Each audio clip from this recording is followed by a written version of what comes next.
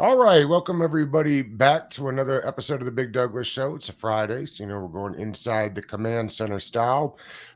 With me today, I have a first timer on the show today. AJ from the Trapper Dog podcast is on with us. AJ, it's been too long. I can't believe we haven't had you on yet, but happy you're on today. I appreciate you having me alongside Brandon on today. Looking forward to a good show with you guys. Brandon's been on several times. How we continue to convince him to keep coming, I'll never know, but we always appreciate it. Brandon doing Sirius XM these days with the fantasy stuff, right? Yeah, it's not easy or it's not hard to convince me to come on here. It's harder to convince me to do everything else that is related to the Commanders.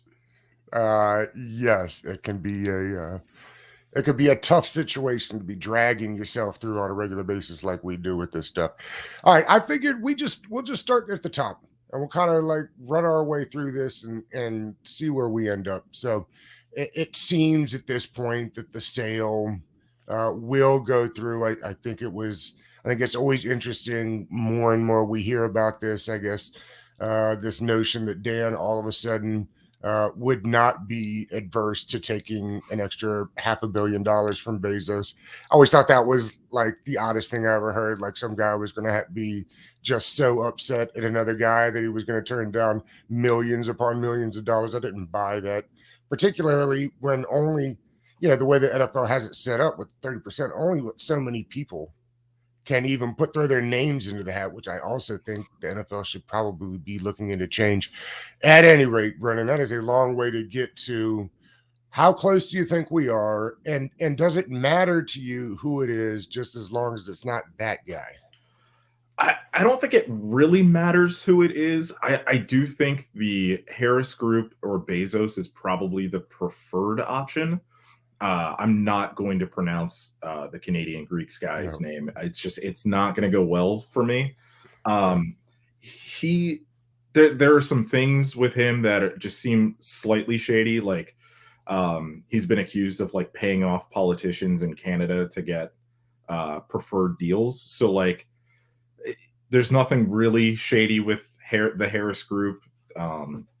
Magic Johnson's part of the group. That's obviously a huge plus.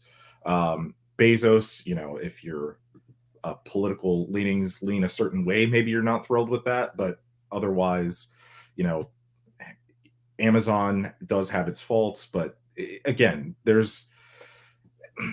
it's tough to be upset with either of the two front running options. The Greek Canadian guy whose name I'm just never going to pronounce. It's not. It also doesn't seem like he has the financing. I don't think so. And again, that 30% is brutal. And I get why the NFL wants it to be a very small club. But I mean, it's that club is going to be small no matter what. But when you got to come up with 30% of the money up front, I mean, it really is forcing. I mean, there's only AJ. There's probably only two or three people in the world that can actually get into there. So you're actually totally limiting a bidding war. And I think Dan thought there'd be a bidding war. I guess 2 months ago, I thought there'd be a bidding war. The action's been slower than what I think he expected. Um, AJ, do you think they need to take the 30% threshold off? I'm perfectly fine with the threshold. I think you want to make sure whoever is allowed to infiltrate this club has the means to do so. Because I mean, if you look at the overall aspect of the ownership groups or the owners that make up the NFL, a lot of this has been passed down from family members. So back in the day, it probably cost, I don't know, 50 million or maybe even less than that for some of these organizations to be acquired. And now the valuation of these businesses, these entities are so much higher. I think now when you fast forward to 2023, yeah, it should take 30% capital up front and handy in order to get into this club. Um, maybe it hurts the chances of minorities that make up the country or the world in general not being able to get through. But at the end of the day, I don't think you just want anybody just to be able to come in just because they have like a certain net worth. You want to be able to make sure they have those assets. But when it pertains to Washington's ownership process, I've never been one of those guys that's been trying to pick up on every piece of information that's been out there, because I feel like there's very few insiders that truly know what's going on. I'll say AJ Perez knows. Some of the guys on the beat with Washington, whether it be John, JP Finley, they'll get their sources from certain people. Of course, the Adam Schefters of the world, he'll get an inside track. But to just have anybody on your platform, whether it be radio or TV, just spewing nonsense, like the one guy, he tagged Mark Cuban. And I'm like, Mark Cuban is a pretty accessible, wealthy individual. Not everybody is accessible, but you could contact him and ask him, hey, are you involved in this? And he would tell you yes or no. And instead, you just put out information to your network of people and then have to retract that less than an hour later. I just think it's irresponsible journalism, or whatever you want to call it, trolling. I don't know. But for me, it's like, just let me know when that is final. Yeah, right. Whoever has the final bid. Because if you have the final bid, you're going to get approved through the NFL. It's not going to get to an embarrassing moment. And the main reason why I'm looking forward to it is I want somebody above Ron Rivera at this point to make a decision on this quarterback room. That's the only reason why I really care. I mean, I feel bad for people that have suffered through, the challenges with the ownership group. But for me, most fans don't even know owners of the NFL in general. Maybe their particular team, but it's not really that big of a deal for me. And the crazy thing is, I actually know Mitchell Rouse. That's a part of the Josh Harris bid. So I'm big time into art. So I've attended one of his facilities in Potomac, Maryland, Glenstone, quite often. Met him. Yeah, I heard it's incredible. Engaged. Yeah. He's an amazing person. If he wins, hey, kudos to me in some regard for knowing the owner directly. But at the end of the day, I just wanted to be over for the fans so that they can rejoice, and maybe we can also see if this quarterback room possibly change this year. We'll get to the quarterback room here in a couple of minutes. Before we do, Brennan, I just want to keep moving kind of down the hierarchy. How has Jason Wright been for you? He has done some nice things. He has had some hiccups. Hard to know those hiccups, whether it's being, working under Dan or whether it's him. In your mind, how has he been? I mean, he came into a lose-lose scenario, and he's losing. So it's kind of tough. Like, I'm sure he's a really good guy. It's one of those things where he really had no shot at this job. I felt like he was going to come in, help with the name change, and then head out. But he stuck around. And he stuck around last summer and got into that kerfuffle with Scott Abraham that was just so unnecessary. God, it was weird. And honestly, like, that is a lasting impression for me. It was so unnecessary. Like, you didn't have to do that. And, there's always an element of Dan Snyder where you think that this is just like Dan being Dan and it trickles down from him. But maybe this is just who Jason Wright is. We don't know. It's hard to say. But he came into a lose-lose situation, and he's losing, unfortunately. And as far as Scott goes, I know him personally, and I know he'd never come out and say it, but it's not that it felt good that Wentz didn't perform well, but he was doing his job. Asked a realistic question at the time for a guy that a lot of people didn't think should have gotten an opportunity based on previous performance. It was the right question to ask, and why they went after him for it. I don't know. I was surprised a little bit. 100%. And the funny thing is, like, it was a national conversation. That was what morning shows were talking about on ESPN. Like, it was just a question that was out in the world, and he asked Carson Wentz. And the team responded with backlash and threatening to take his credential. Like, that's just, I don't know, whatever. I've never heard of a guy getting his credentials threatened like that. Also, by the way, I have. It's a funny story. Yeah, I mean it's pretty different in Washington compared to other NFL franchises when it comes to the PR communication side. So I was just surprised to see that happen publicly between Jason and Scott. There were so many different ways to handle that. But we all know as soon as they acquire Carson Wentz, they try to coddle the situation and try to make him seem like he's something that he's really not and babysit him. So for Jason, like Brendan said, he's in a lose-lose situation.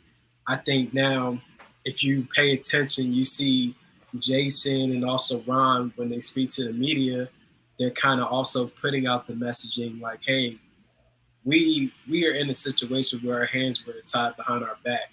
So whoever is the new ownership group, you know, hopefully you give us a chance to show you what we can truly do. Because I seen today where I didn't watch the interview, but I seen today where, you know, he kind of states that he's ready for this sale process to be over. Well, he's a smart guy. No doubt. Yeah, he's trying to keep your roof over your head.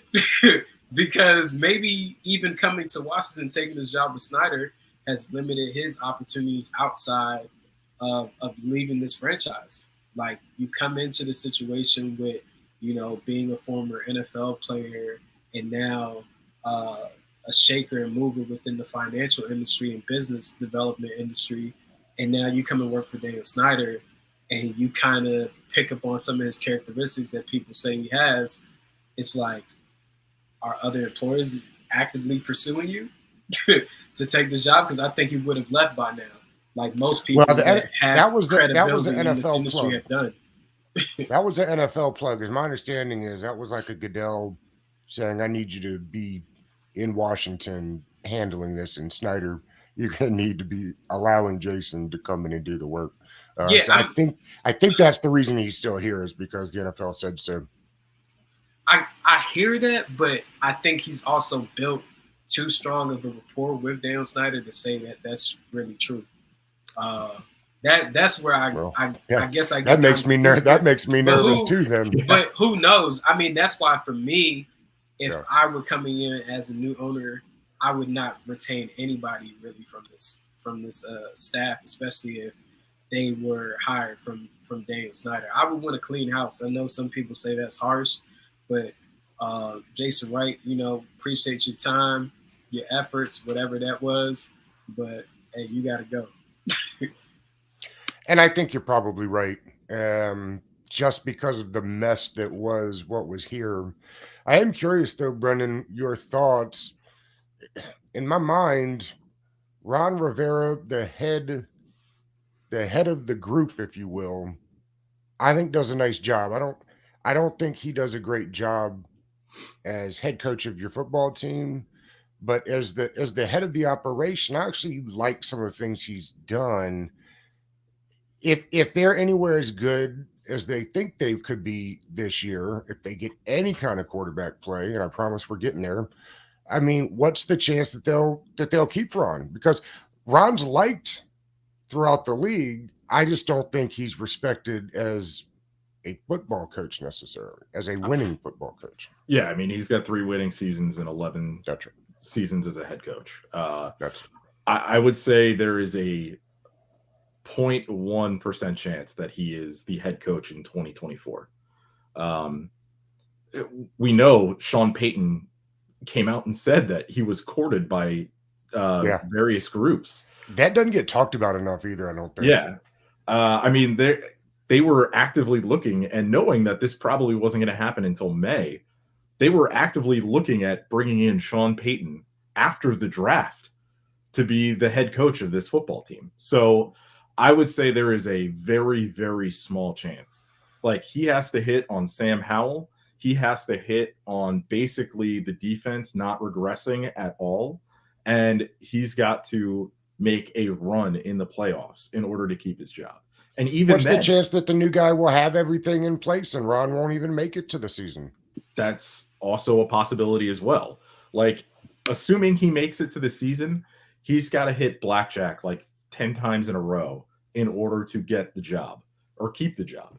And even then, he may not keep the job. So it's very unlikely that he keeps the job in 2024. I mean, I don't know what you guys are putting the percentages at that he's still here for the start of this season. I think it's fairly high now that Sean Payton's not an option. And honestly, it's not like there are really any great options out there anyway, unless you're looking to elevate Bieniemy to head coach. But even then, I don't know. So, yeah, it seems very unlikely he'll be around. It doesn't behoove the new owner, I think, to move on unless he's got a guy that he's always had in mind, right? Like, Yeah. you could see that. Kind of like talking to Sean Payton. I frankly am glad that's not the direction they ended up going. That's a personal preference, but I totally can see where it is, because if you at all think that you're going to move on from Ron Rivera in year 2 of your ownership, to me, there's no point in wasting time if you have somebody else in mind. Now, if you've missed the hiring cycle and you don't think you can get somebody that you'd like to come in, I totally get on waiting. But in my mind, you don't have to. This idea that because they did this with Ron in Carolina, right? And he didn't make it halfway through the season. So I guess that's what I'm saying is if at all we're in a situation where Ron gets fired halfway through the season, then why did we have him start the season? AJ, where are you at on Ron, the football coach? So, Doug, quick question. So the season that Tepper took over in Carolina, Ron was fired that exact year? I think so. He made it halfway through that season, I think. It was after the Washington football. I guess they were Redskins at that point. That game, right? After they beat him and he got fired the next day. I just wasn't sure if it was like a year and a half into Tepper being an owner or not. But, I mean, when it comes to Ron Rivera, I would have fired him 2 years ago. So, definitely if there wasn't an ownership sale of this franchise, he wouldn't even be the head coach right now as we speak, because of the abysmal performances as a game managing head coach, as someone that's leading player personnel in these decision makings, from the acquiring of a staff and putting one together, the deficiencies in Scott Turner's offense and play calling. He missed on Scott Turner. I did too. I thought Scott had it. He didn't have it. Yeah, you fell for his daddy is North Turner. That's what you fell for. Play, and I'll still say that the plays worked and were open. His problem was he didn't know how to stack them together. The playbook was fine.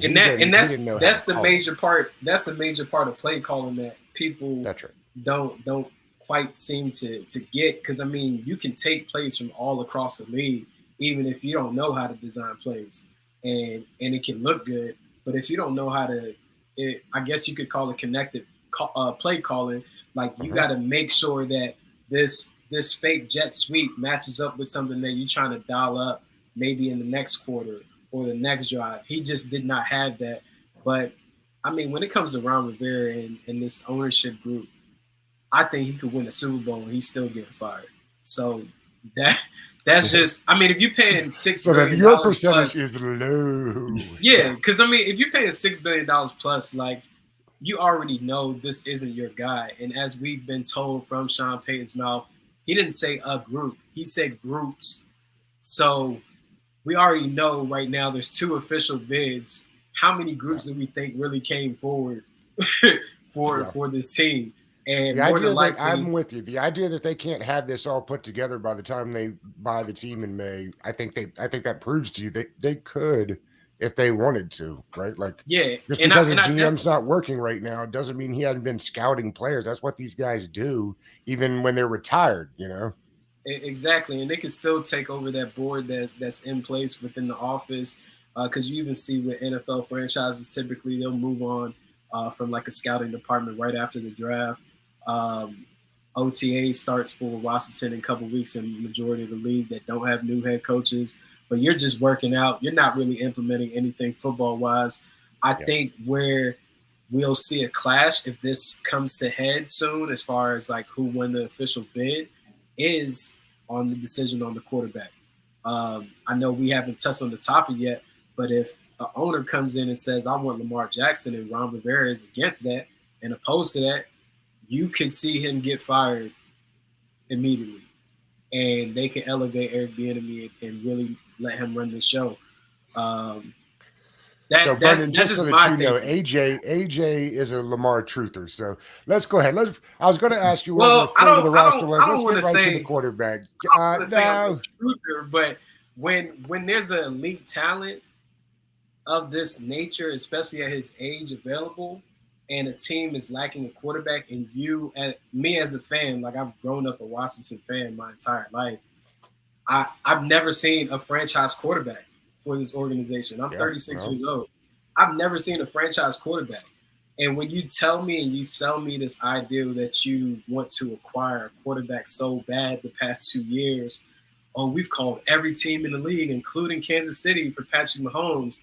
We failed on all this. And then last year, you tell me, oh, we got our guy now. And Carson Wentz, you not only hurt your chances for what you could have been able to acquire for this team to build around it free agency wise by taking on his $28 million, you also put yourself at risk with capital and made it to where it was a second round pick that you swapped, but also a conditional second round pick based on the amount of snaps that he played, Colts would have got, and a third.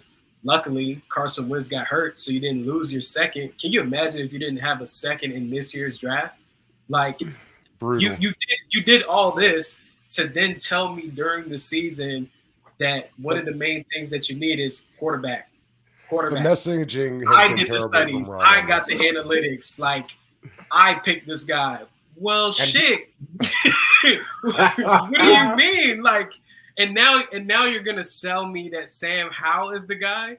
I don't trust your opinion on quarterbacks. I don't even trust your opinions on linebackers, which you played in the league.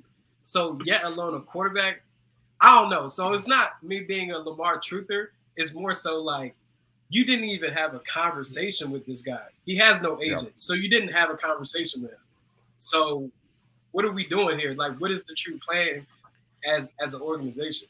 Well, I know that you have a background in repping players, so I am curious, AJ, your thoughts on this.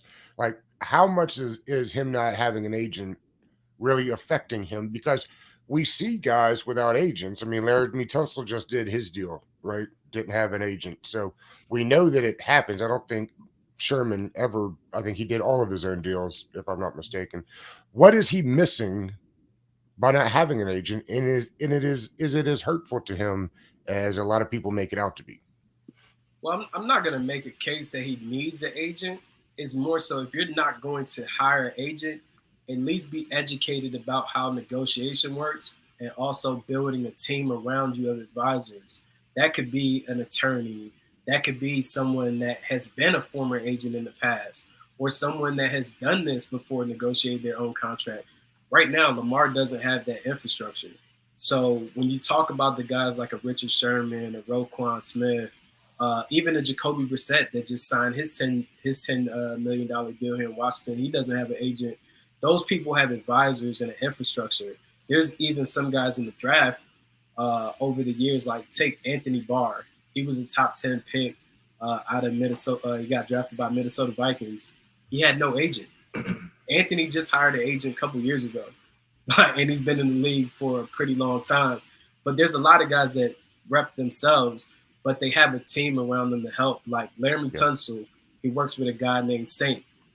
Saint comes from a financial background with an institution that represents a lot of entertainers and other athletes. But Saint also helped Roquan Smith get his deal with the Baltimore Ravens. So it's all about building out your team. And in this case, Lamar doesn't have the proper infrastructure to be able to get a deal like this done. And also having those conversations, that's why you have a situation like last week, where they titled the guy Florida Man, who has the gym equipment. It's always somebody in Florida. Yeah, but I think Lamar, I think a couple years ago he should have hired an agent to advise him. There's so many people that have been trying to reach out to Lamar to work for him for free, like top tier agents for free, just off of the notoriety. Sure. And he's refused. And I don't expect that to change at all. Brendan, we have gotten to the portion of the off season. I know you saw this tweet I put out the other day where it's not necessarily about Lamar, but we now have a big portion of the fan base that says we don't need Lamar under any circumstances because we have Sam Howell. We have Howell, Brendan. I want AJ to know that he's in the circle of trust now. We're okay with being Lamar this year. It's fine. Okay. AJ laid this out pretty well. They have screwed up the quarterback position since basically Ron Rivera got here. He was hamstrung with Dwayne Haskins. Seemed like he didn't want him. Okay, that's fine. If you don't want him, trade him after your first year and target a quarterback in the first round. I know there were rumors that they weren't really interested in Tua because of his hip. Okay, that's fine. Justin Herbert was also there. Everybody acts like Justin Herbert was this distant prospect that no one was interested in. He went 6th overall. Let's just remember that. Next year, they have Ryan Fitzpatrick, a very good bridge quarterback, who I think would have been okay had he not gotten hurt. What they failed to do was move up to get Justin Fields, which is what they should have done. It's right. What I advocated at the time. They said they didn't need a rookie quarterback because they felt like they were set at the position with Ryan Fitzpatrick. You weren't. You weren't set at quarterback with Ryan Fitzpatrick and Taylor Heineke and Kyle Allen. You weren't. The next year, we get Carson Wentz. They continuously miss at quarterback. So anybody who is sold on Sam Howell after a game in which he went 11 for 19 and 160 yards, I am sorry. You should not be sold on a 5th-round pick who has one game against a team that did not care about that game at all. They had zero playoff incentive at all to play that game. They looked like they were playing it out. They had the starters out there, though. They had the starters out. That's fine. I don't care. They weren't trying. They looked like they did not care. And worst of all, now, off of one game, people are convinced that Sam Howell is a franchise quarterback. This happened after the Tampa Bay loss with Taylor Heineke. That's right. People convinced themselves Taylor Heineke could be a franchise quarterback. And when Ryan Fitzpatrick got hurt, people called in and were so excited that Taylor Heineke was going to be the guy because he looked so good. He didn't. He looked bad. And now we're doing it all again. It's like everybody has learned nothing. And there is a circle or a Venn diagram of people that don't want Lamar Jackson, want Sam Howell, and are somehow okay with the Commanders drafting Bijan Robinson at 16. What are you doing? You are not building a winning team. They have PTSD. Oh my God. So, and I haven't seen the real quick. I haven't seen or heard the Keim mailbag, but I guess it came out last night, maybe. But in there, he says before the beginning of last season, they made a big push for Kyler Murray. So again, this idea from Ron, like whether you like Kyler Murray or not, it isn't necessarily a thing. It's just like Ron continues to tell you they're doing everything possible to get a quarterback. Then all of a sudden, a 26-year-old MVP becomes available, and you're like, you know what? I'm done swinging. I'm done swinging, and it's I can't imagine it. Yeah, it's dumbfounding. Like it makes no sense because it's like I said, what are we doing here? Like if you're gonna sign Deron Payne to this massive deal, you're gonna extend Terry McLaurin last year. You're talking about extending other guys or picking up options. Well, every chance that you keep taking with these guys and not trying to win, they're just getting older and they're getting closer to being pushed to the edge of not wanting to be here anymore. Like the last week of the season, we heard that Washington was benching Wentz again, and Taylor Heineke was going to be the starter for the Dallas game. During as the week progressed, it changes to Taylor Heineke is going to play first half, Sam Howell's going to play second half. And then we're all like, what in the world is this supposed to do? And it's like that's when the public really pushed Ron to a point where he had to make a decision on top of the fact that Taylor Heineke said, hey, go ahead and start Sam. And Taylor's doing that because he knows he's entering free agency. He knows that the relationship He knows that the relationship is not fixable at this point, and he doesn't want to go and get hurt in the last game of the year and hurt his chances of being able to acquire, the contract that he ended up getting from the Atlanta Falcons. So now you play Sam Howell. People in the fan base that are after this ideal act as if like Sam Howell went out there and threw for 370 yards and 4 touchdowns. No, it was 11 pass attempts, 11 completions, 19 pass attempts for 100 and what you said, Brendan, 169 yards. Yeah, 1 touchdown, 1 horrible interception in the red zone, and a rushing touchdown. Like even the passes that he threw, like Sam's best pass is the deep ball. Don't get me wrong, but like the other passes were basic concepts, and now after that, your head coach is now trying to tell us that Sam has QB1 chances, and we're gonna give him. You're not even at first they were kind of saying they were gonna give him the keys to it, right? Then it started changing. Now it's a quarterback competition.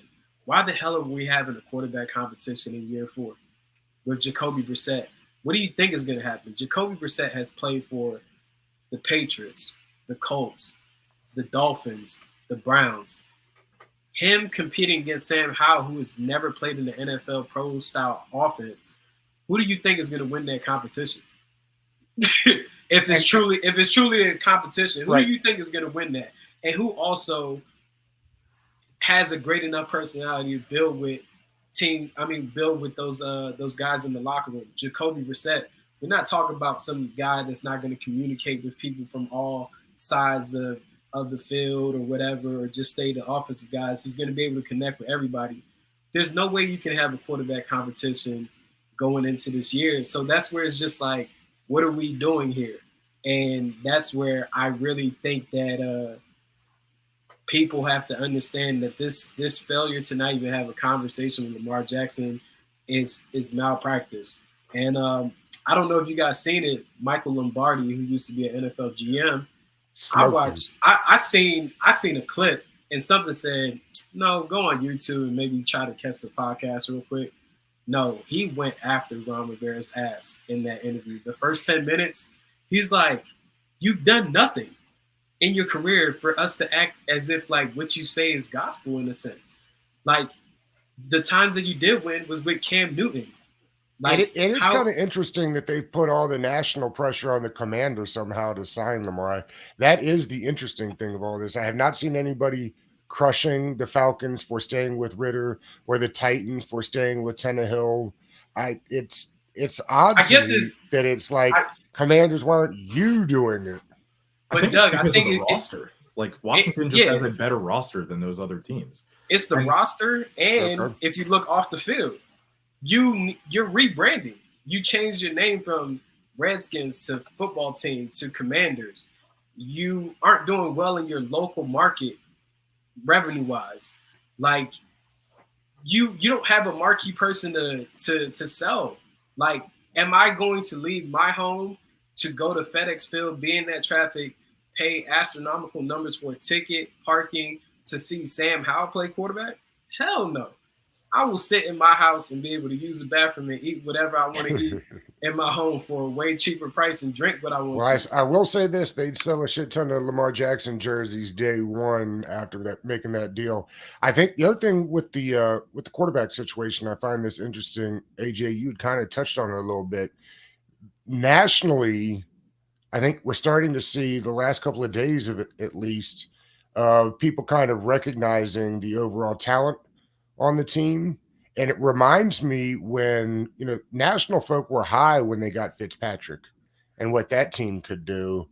And I've seen a lot of people saying, don't be surprised if it isn't Brissett come opening day, that they can say all they want to about how, but the point is about winning football games, and he may very well give them the best opportunity.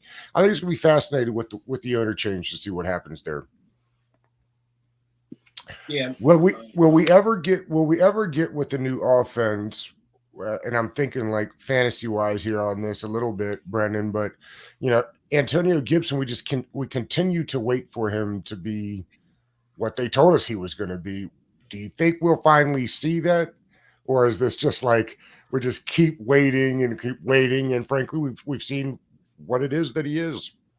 I think they're going to just keep pounding Brian Robinson into the offensive line and going with their 3.8 yards per carry. I mean, Antonio Gibson is fine when he's healthy. The problem is he hasn't been healthy and he keeps fumbling.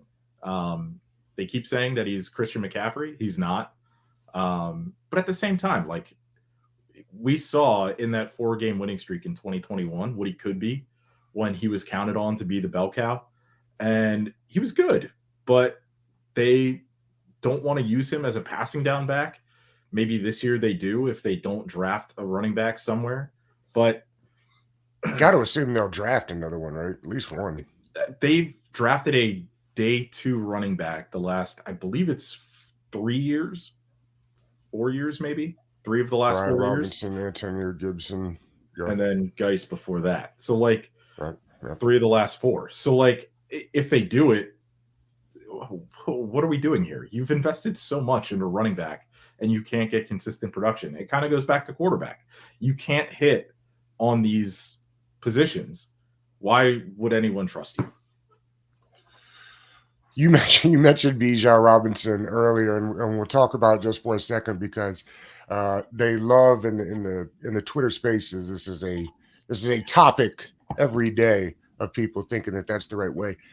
First of all, I would never in my life draft a running back in the first round. I'm just not doing it. Second of all, I'm not doing it at 16 when we have massive holes other places. Like, you can't tell me that we don't need secondary help and the offensive line could use a boost. Like, how much better do our own running backs look like with a bolstered offensive line? So tell me you don't want Bijan at 16. That is not you, right?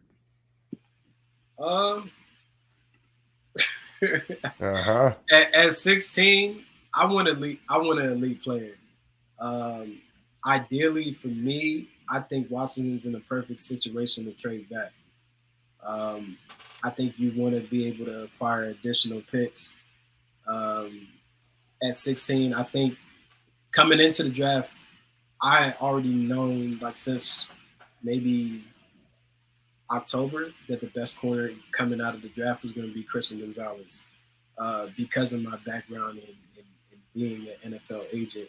I'm not actively recruiting or anything, but just I watch enough tape. I know what's going on. I knew that Christian Gonzalez was going to be that guy. So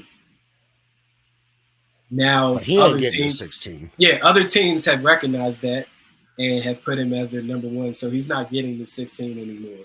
So that option isn't realistic. I don't think that there's really an elite tackle in this draft, nor do I think that there's an elite offensive guard in this draft.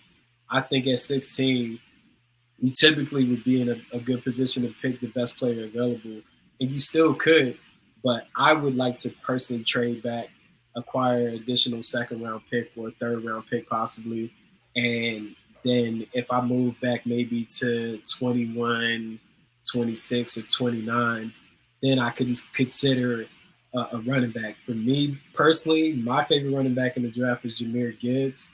I just think that he translates to the NFL game better than Bijan. That's not to take anything away from Bijan.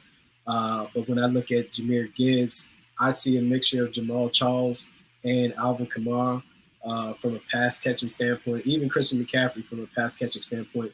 But Jamal Charles also had home run ability, and he can still run between the tackles. I don't really like the running back room as it's assembled right now for what I believe Eric Bieniemy will be doing. Antonio Gibson has issues running in between the tackles. That's where those fumbles happen. Because once he gets up in that pile, that ball is automatically getting punched out. Well, and that's why they drafted Brian Robinson. Yeah, they drafted Brian Robinson, who was a power back, and I think he could still be beneficial within this offense if there was another guy that he was truly splitting carries with. I think Gibson could definitely be formidable in the passing game, but for me, ideally, at 16, I would trade back. I wouldn't force myself to take anybody. I wouldn't take a tackle, guard, corner, pass rusher there. I would try my best to trade back at 16. assuming that they can't trade back though. Okay. Brendan, do you have a preference? Is corner a bigger need to you than offensive line? I know some people have talked about the getting the safety nickel there. There's a couple of guys in that spot. I like Nolan Smith if he's still around. I think you can't have enough pass rushers, particularly when the two that you have probably aren't getting extra deals here. What do you like in that 16 range? Personally, I am hoping for a cornerback. It's like the perfect mix of need and potential value. Kevin Cole, he is a great data scientist. He basically broke down the value, the surplus value each position group gives you by draft selection. And safety, running back, and tight end are the three lowest by far. So we kind of all know that deep down. Those three positions really don't provide a ton of value on the rookie contract. Tight end because it takes a while to translate. Running back because, running backs, unfortunately, don't provide a ton of value. And safeties are just sort of devalued now. Cornerback would be ideal. Again, if you're trading back, there are so many cornerbacks you can take in this later half of the first round too. So if the top three are gone, you can trade back into the mid-20s and still get a very good cornerback. Deonte Banks, Maryland. I'm just saying, he's a local guy. I know people don't really care about that, but he was. He falls right into the slot immediately, right? Yeah. So I'd also, honestly, I'd be okay with the tight end in the second half of the first round. If they happen to trade back, I wouldn't want one at 16, but if they take if for some reason people fall in love with Dalton Kincaid and you get a Michael Mayer in like the last couple picks of the first round, I'd be okay with that too. O-line would be great if they could address it. I just don't think any of the elite prospects are going to be there at 16. Yeah, it's interesting. The kid from Tennessee is flying up boards, and probably 16, the right tackle from Tennessee, 16 is probably where he starts. That would not surprise me at all because he plugs in and starts at right tackle immediately. But Doug, when you signed Wiley, didn't you get your right tackle? You would think. Why? No, that signing Wiley, who's probably got 2 years of guaranteed money on his contract, and I think it was only like 24 total, does not prohibit me in any way from upgrading it. To me, right tackle is way more important than it used to be when so many teams have good edge rushers on both sides, or they'll just move. If you've only got one good tackle, they'll just now move. It used to be they forced the guy to stay at left end or right end. Now it's like, well, wherever your weakest point is, we'll just move our best pass rusher there. So to me, it's more and more important. I'll kick Wiley into guard, who, if you listen to Chiefs fans, tell you. But I'm not even saying prohibit you. But then 2 years ago, you took Cosme to be your right tackle. So if you move Wiley, by all accounts, they got it wrong, and they're kicking him into guard. Yeah, of course they got it wrong. It's wrong there. So, you take Cosme, right? And at the end of the year, Cosme says he doesn't even know what the plan is for him going forward. He doesn't know if he's going to be at right guard or right tackle. You bring in Wiley to be the right tackle. Now, if you bump him in the guard, then what do you do with your second round pick from 2 years ago? Where are you playing him? You're not going to move him to left guard. None of that affects what I do in this draft. If I think I'm upgrading, but you see where it's a mess. I do. You see where it's a mess. It just doesn't. They got Chris Paul. They want to play on one side. Yeah, it does not make sense. But Andrew Wiley is not prohibiting me from doing anything in this draft. Certainly. And I would prefer, now everybody's mocking the guard from Florida. I would prefer not to go guard either, if at all possible. I think we talked about this, AG. I am tired with tackles that can play guard and guards that can play center. Give me a guy that plays right tackle and put him there. What they did with Cosme last year, I've watched football for a long time, as the beard shows. I have never seen a team rotate right tackles just because they had no idea who should be playing the position there. It wasn't like they weren't in shape. That in the middle of in the middle of drives, they're rotating right tackles and right guards. Like, I've never seen that in my entire life. But I mean, what was I gonna say? When it comes to this offensive line, didn't they make a comment earlier this week, or Mayhew or Ron Rivera said that we have our starters, we just need to get depth? Everybody on your O line is a depth player, Is a depth guy. That's except right. for Charles Leno. So That's right. I once said it again, immediately. it's like, Yep. what are you doing? And last year in the draft, We when get they the team traded built. back, We get to build the team up this year. We're team building last now. year in the draft when they traded back, the trade was so that they could get Kenyon Green, the guard out of Texas A&M. Right. Luckily for us as fans, the Texans took him the pick before, and then they settled on Jahad Dotson. And Kenyon Green, who they claimed was their number 2 receiver on their board. Yeah, exactly. Right. It's crazy what they've got going on there. Brendan, I was thinking about this earlier. Somebody mentioned Daron Payne. I think like 2 years ago, you and I sat on this podcast and discussed, where he'd be off to next. You couldn't possibly pay him. He had a huge year. He kind of hit some of those like character traits that we had talked about, like they're hard to replicate. The interior is getting more and more important. That pressure interior, I think, is being valued more. Still a little surprised they got it done. I think the biggest surprise from this deal, though, is he essentially took what nobody does, and that's the hometown discount. Like, he could have made much more money hitting free agency, even if he had to wait a year to do it. I thought it was interesting that the team told him, we'll tag you, but we will get this done. They did, and he seems excited about it. I honestly wonder how much more he could have gotten on the open market, just because we saw what he was the first 3 years, and he was a really good defensive tackle. He was a plus player, but not the elite player that he looked like at times last year. And I wonder how much teams would have paid for that. Obviously, yeah, the interior defensive line is right up there now with edge pressure as far as the need on defense. So taking the hometown discount is great, and pairing him with John Allen for the long haul is great. John Allen, still the superior player. I'm happy with it. I just don't know what the plan is now at edge. Like, it does seem like they're not going to pick up the 5th-year option on Chase Young. They keep signaling that they're thinking about it. Not sure what to do about it. Right.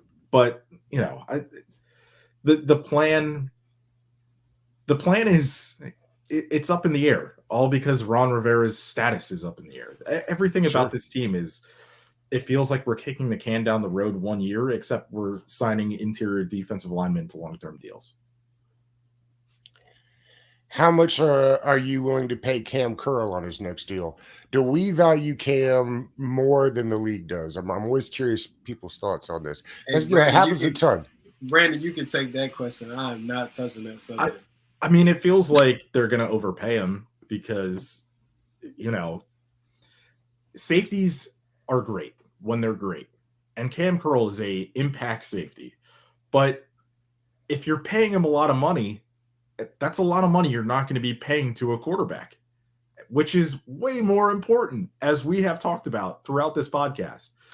I don't think you can pay Cam Curl, John Allen, Daron Payne, a high-profile defensive end, also paying a cornerback, because you're going to have to either sign one if you don't draft one this year, and then also pay a wide receiver in Terry McLaurin and pay a quarterback. Like, something has to give, and I would give at safety. I love Cam Curl. I hope he takes the hometown discount like Daron Payne, but like, it's just, you got to make a cut somewhere. And I would have started with Payne. I would have prioritized Cam Curl slightly over him, but like, you can't pay everybody. And I think it still goes back to quarterback once again. Because if it you always have a roster, if you have a roster that's ready to compete, everything is not going to be shored up with your roster. I mean, look at the Kansas City Chiefs. They played rookie cornerbacks, won a Super Bowl. Like, they don't have a perfect roster. Their offensive line is actually the reason why I thought they would lose in the Super Bowl, because of the Eagles front. and they ended up Mhm. overcoming that in the game and won. But you know, if you're not going to pay a quarterback or you're close to winning and you need a quarterback, you try to win now so that some of these decisions become a little easier for you. I particularly wouldn't pay Cam Curl. I would let him play it out. I don't think that he makes impactful plays. It's proven in the stats: 0 interceptions, 0 fumbles, 0 pass deflections. Yeah, he It's might interesting, be a AJ, cool because tackler in the box, but the for number, it's what odd. his The numbers show that at the defense plays significantly better when he's on the field. But to your point, and I think a lot of people probably don't know this, no interceptions, no forced fumbles, no fumble recoveries. It's odd for a guy to be that no impactful, pass deflections. right? Like it's interesting and it's strange because the numbers just show. I mean, several guys did pieces this year about just how poorly the defense plays when he's not in there and he's not making what you'd consider impactful plays. It's strange. Yeah, I just wouldn't pay him premium dollar. If he wants to take an extension, it would be definitely team friendly. For me, if he wants to get that done now, I just think that Washington is trying to go after this approach with certain guys because they feel like they won in the pain situation. Oh, us not giving him the extension last year, look what he did in return. And it's like you're playing with fire. Like it just makes no sense. You could have saved several $1,000,000 by doing this deal sooner. Instead, you let it play out to where now this guy leads your team in sacks. And you have to make a promise to him to cash him out because everybody else is watching. It's like Well, this is your first round pick that you took 12th overall some years ago, and now he's put up these high numbers. If you don't pay him, then who the hell are you going to pay?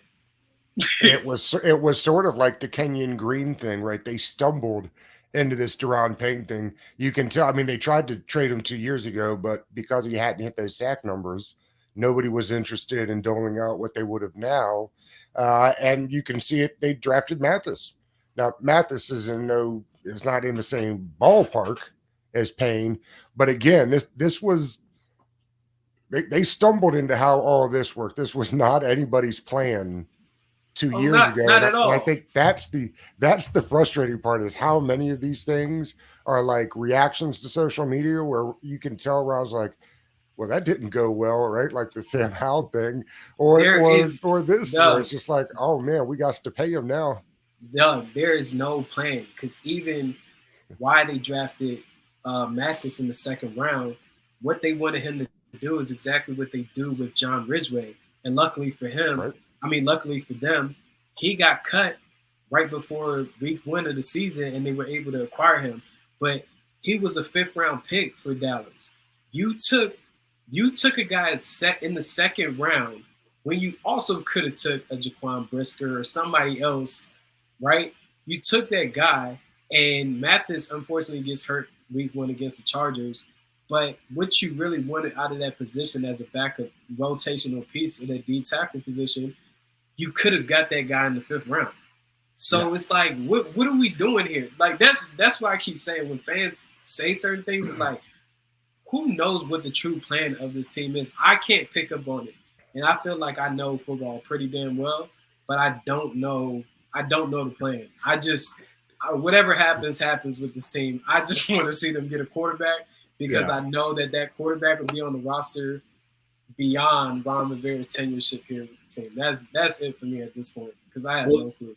The funny thing is, like, looking back at the Mathis pick, like, most people had him as like a 4th or 5th round guy anyway.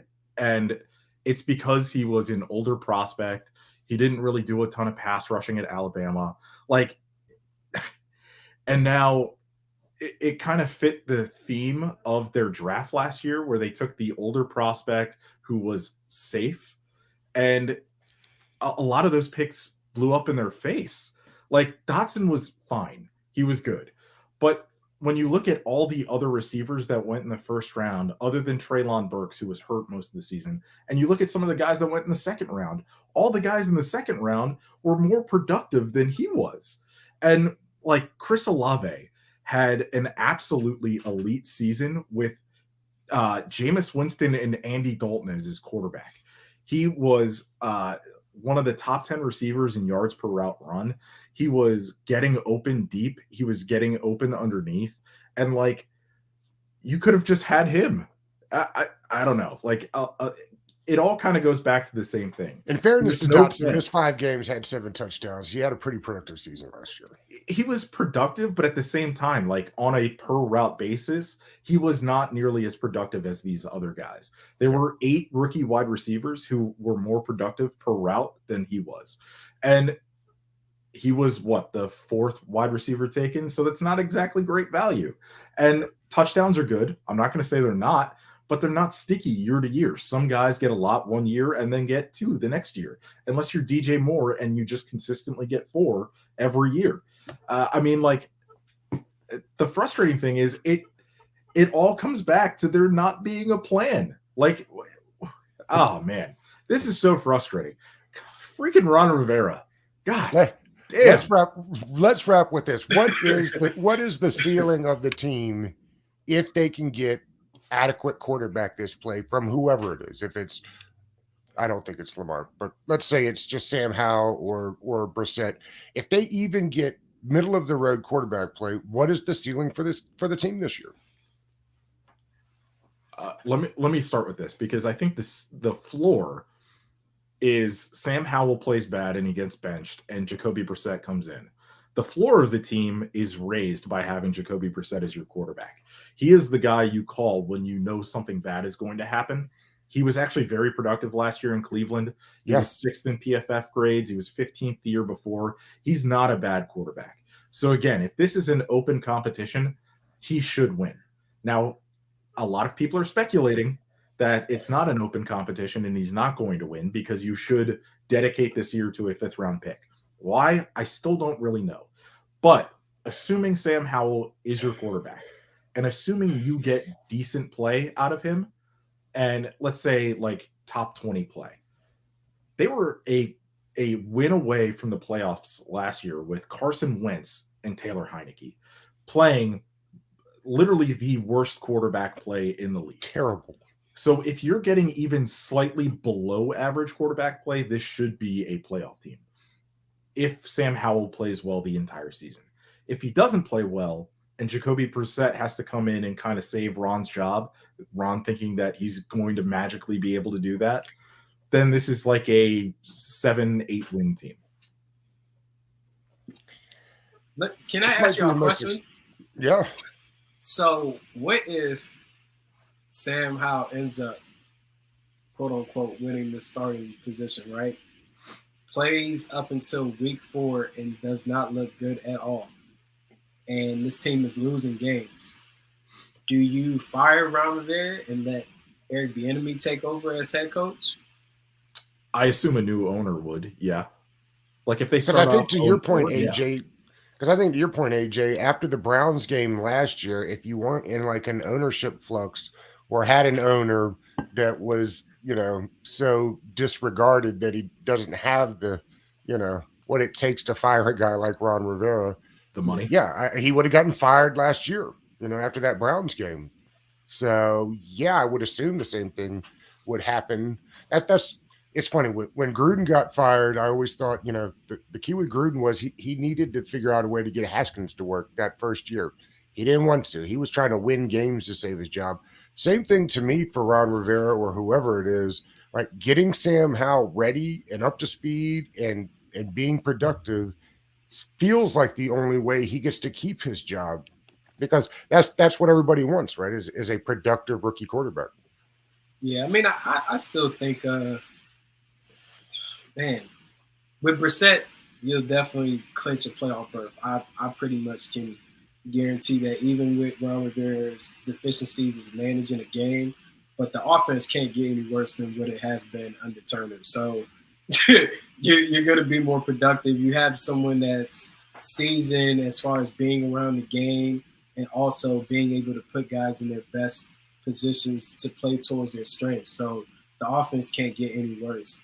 Now, if you bring in a guy like Howell and he's just not seeing the field well, as some would call it back in the day when damn, I can't remember what quarterback it was, Sam Darnold. He was seeing ghosts. If Sam Howell gets out there and he's seeing ghosts, then that completely changes the trajectory of this team. But at least you have a Brissett back there. I still think they could clinch a playoff berth. Now, will they do anything when they get in the playoffs? I highly doubt it.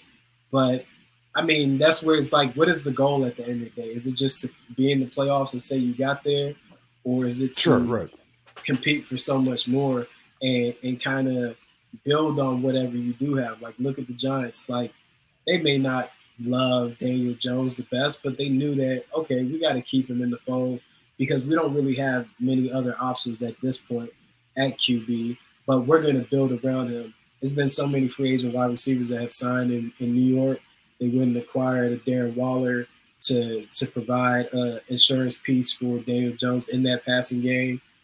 They tagged Saquon Barkley, and you know they're doing things to continue building on the success of getting to the playoff berth.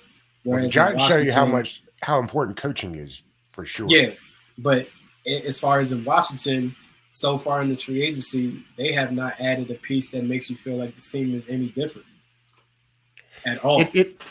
It's the odd thing, and that's why I asked the question, because it feels like, for all the hell we've given Ron today, like the roster is actually in a pretty decent spot, and that's why his now we can start doing some roster construction. I think was as an odd. It's one of Ron's odd statements. He had a couple of these every year. Where it's like, did you really have to say that? Like, did that do you any good to say that? I understand where he's coming from because they've got a pretty good roster. They're at the point where they can actually say, we're good here. Now we can actually do some upgrading. I think the point of the podcast at this point is, if you're not going to get good quarterback play, it doesn't matter. Because with the worst quarterback play, the team was 7-8 win team. So, I mean, to your point, Brendan, I think if they can just get middle of the road competent quarterback play, then they'll be moving in the right direction. Is it the right direction though if they win 8 games and miss? Well, you'd be hoping that they're heading in the right direction, because then you'd get another bump with Sam Howell in year what essentially would be 3, I guess. Yeah. Well, I agree with you, Brandon, because I had the same question. It's like, is this the right direction if you're gonna win? You're going on these little winning streaks or whatever, right? But if you ultimately gonna miss the playoffs, you're just hurting your chances of getting closer to being able to acquire a better quarterback. Like, if they don't win some of those games, they probably finish with the 8th pick in the draft, possibly. Instead, now you're picking 16th. Yeah, and you're out the mix altogether. And next year, if you do the same thing again, you lose out on the Caleb Williams, the Drake Mays of the world. Yeah, like ideally, they would be so bad with Sam Howell that they would just stick with Howell or correct a third stringer and just skip over Brissett entirely. But again, why would you bring in Brissett knowing that that's what you were going to do? Because the long-term goal at quarterback is not Ron Rivera's goal. It's to continue to have employment with the team. And he's not going to do that with Sam Howell and a third stringer. So he's got to have at least some competent quarterback to throw in if things go wrong. And that's like I've said this all the time. It's the problem when the head of football ops and the GM is also the head coach, because their jobs couldn't be different. Yeah, there are not 2 jobs that are more totally opposite. GM's got to be looking to the future, to your point, not losing games on purpose, but you don't mind being bad enough to get that first pick if that's how it goes, and you do that by trying the rookie you've got. But Ron's job, the head coach, is to win football games right now. Like they just cannot work in tandem, and it's always been the frustrating part of this setup that we have here. Listen, I'll give Rivera credit if the entire plan was to trade Jacoby Brissett before the deadline and he gets fired. Like, if that's his final move and he just gets like a 4th round pick for Jacoby Brissett, okay, man, thank you. But I think we all know that's not going to be the case. No, I don't think that it will be. Oh, man. All right, fellas, I think that's going to wrap it up for us today. I appreciate the time today. We're up over an hour, which we never get to. This was a blast. Brendan, you said you are moving time slots. Yes. Starting Monday, I will be on the Jeff Ratcliffe Show and the RotoWire Show on Fantasy Sports Radio, Sirius XM Channel 87. 87. And AJ, you guys do several shows a week. Which what days are we looking out for the Trapper Dog podcast?